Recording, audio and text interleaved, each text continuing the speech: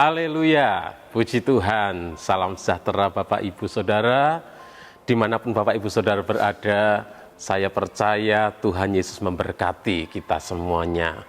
Kembali kita akan bersama-sama belajar firman Tuhan yang saya ambil dari Injil Lukas pasal yang ke-24. Injil Lukas pasal yang ke-24, saya akan membacakan ayat yang ke-46 sampai 48. Demikian bunyi firman Tuhan. Katanya kepada mereka, ada tertulis demikian, Mesias harus menderita dan bangkit dari antara orang mati pada hari yang ketiga. Dan lagi, dalam namanya berita tentang pertobatan dan pengampunan dosa harus disampaikan kepada segala bangsa, mulai dari Yerusalem. Kamu adalah saksi dari semuanya ini. Di dalam ayat 48 Tuhan Yesus berkata, kamu adalah saksi dari semuanya ini. Renungan firman Tuhan, hari ini saya beri tema Saksi Kristus. Saksi Kristus, di mana Tuhan Yesus berkata kepada murid-muridnya, kamu adalah saksi dari semuanya ini. Murid-murid Tuhan Yesus diberikan tanggung jawab yang besar, yaitu sebagai saksi Kristus. Mereka menjadi saksi dari kehidupan Tuhan Yesus. Mereka menjadi saksi dari kematian Tuhan Yesus. Mereka menjadi saksi dari kebangkitan Tuhan Yesus. Tuhan Yesus dengan tegas mengatakan, kamu adalah saksi dari semuanya ini. Para rasul atau murid-murid Tuhan Yesus menjadi saksi Kristus. Mereka wajib menyampaikan, menceritakan, mengatakan apa yang mereka lihat. Mereka wajib menyampaikan apa yang mereka dengar. Mereka wajib menyampaikan apa yang mereka ketahui, yang mereka alami bersama dengan Kristus dengan sebenar-benarnya. Tidak boleh ada kebohongan, tidak boleh ada rekayasa sekecil apapun dari kesaksian mereka. Mereka harus menjadi saksi Kristus. Kebenaran yang mereka lihat, yang mereka dengar, yang mereka alami harus diceritakan, harus disampaikan, harus disaksikan kepada orang-orang. Salah satu yang diingat oleh para saksi mata, yaitu para rasul atau murid-murid Tuhan Yesus, adalah perkataan dari Tuhan Yesus ini. Di dalam ayat 47, dalam namanya berita tentang pertobatan dan pengampunan dosa harus disampaikan kepada segala bangsa mulai dari Yerusalem. Jadi ada banyak yang diingat tentunya oleh para rasul, oleh murid-murid. Mereka hidup tinggal bersama-sama dengan Yesus kurang lebih 3,5 tahun. Dan salah satu yang mereka ingat yaitu bahwa di dalam nama Yesus, berita tentang pertobatan, di dalam nama Yesus, berita tentang pengampunan dosa harus disampaikan kepada segala bangsa. Mereka harus menceritakan tentang Yesus, bahwa ada pengampunan dosa di dalam Yesus. Dan kesaksian mereka juga diteguhkan di dalam Perjanjian Lama.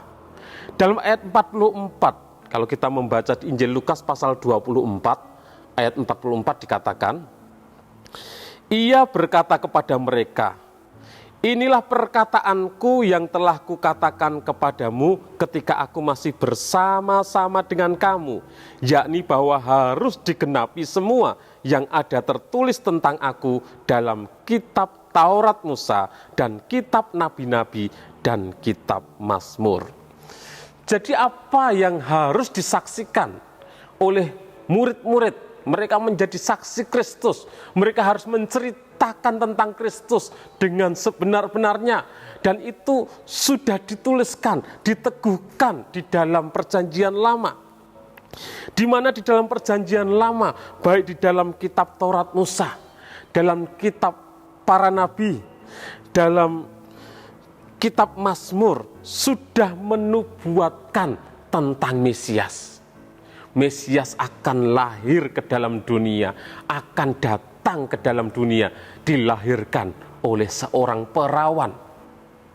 Dan pelayanan dari Mesias akan disertai oleh kuasa Allah. Akan banyak mujizat yang dikerjakan. Orang buta dicelikkan, orang lumpuh bisa berjalan. Bahkan orang mati dibangkitkan. Kepada orang-orang miskin, orang-orang yang susah diberitakan kabar baik. Itulah pelayan dari Mesias.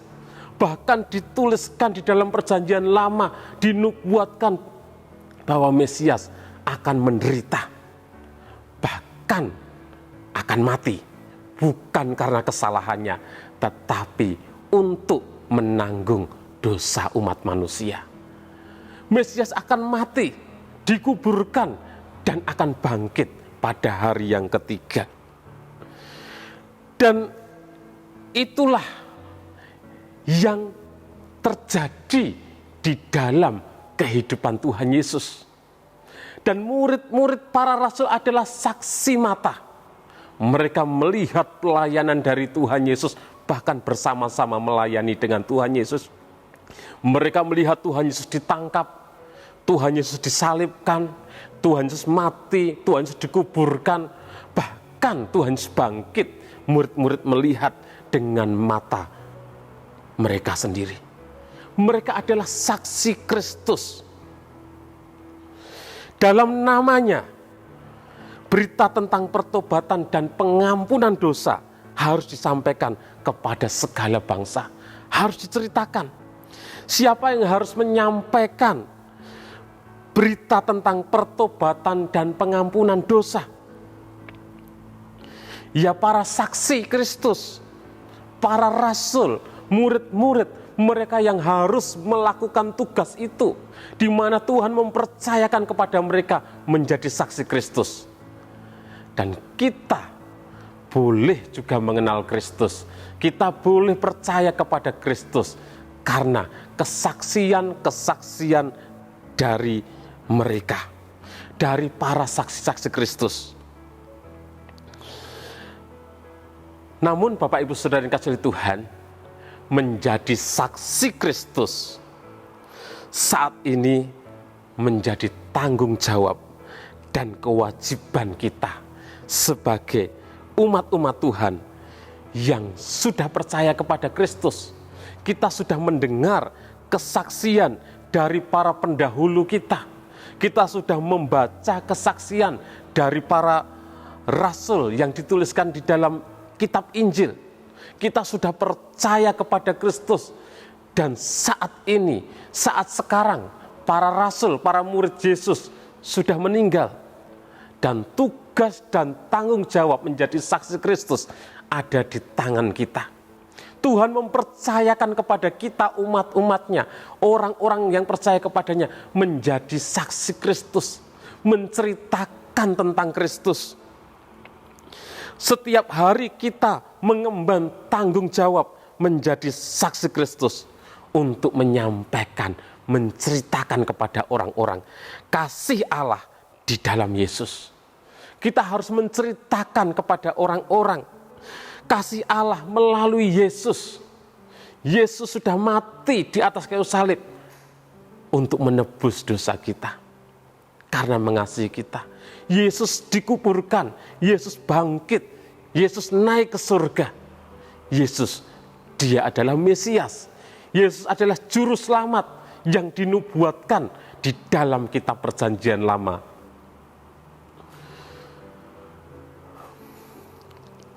Kita harus menjadi saksi Kristus, bisa melalui perkataan kita, melalui perbuatan kita, maupun melalui kedua-duanya, perkataan dan perbuatan kita. Kita harus menjadi saksi-saksi Kristus. Untuk menjadi saksi Kristus memang tidak mudah, Bapak Ibu Saudara. Kita bisa mengalami ancaman, cemoohan, bahkan mengalami aniaya dari pihak-pihak yang tidak suka dengan berita Injil.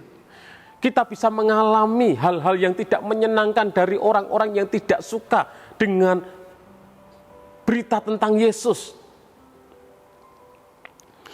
Dan siapa lagi yang tidak suka ketika Injil diberitakan? Tentunya yang tidak suka ketika Injil diberitakan adalah iblis. Iblis tidak suka kalau banyak orang mendengar Injil dan menjadi percaya kepada Yesus. Iblis tidak suka kalau banyak orang yang percaya kepada Yesus kemudian diselamatkan. Iblis maunya semua orang tidak mengenal Kristus. Semua orang tetap hidup di dalam dosa. Iblis maunya semua orang binasa bersama-sama dengan dia. Itu yang menjadi kemauan dari iblis. Meskipun iblis tidak suka kita menjadi saksi Kristus, kita tidak perlu takut, Bapak Ibu Saudara yang dikasihi oleh Tuhan. Kita sudah diselamatkan. Dan Tuhan memberikan kepercayaan kepada kita untuk menjadi saksi-saksinya. Suatu kehormatan yang Tuhan berikan kepada kita untuk menjadi saksi Kristus. Kehormatan bagi kita yang Tuhan berikan untuk kita melayani Tuhan, Raja di atas segala raja. Kita tidak perlu takut karena Tuhan memberikan kuasa kepada kita dari tempat yang maha tinggi. Di dalam ayat 49. Ada kuasa Tuhan, kuasa Allah yang Tuhan berikan untuk kita, saksi-saksi Kristus. Bahkan ada juga janji penyertaan Tuhan. Tuhan akan menyertai kita sampai kesudahan alam.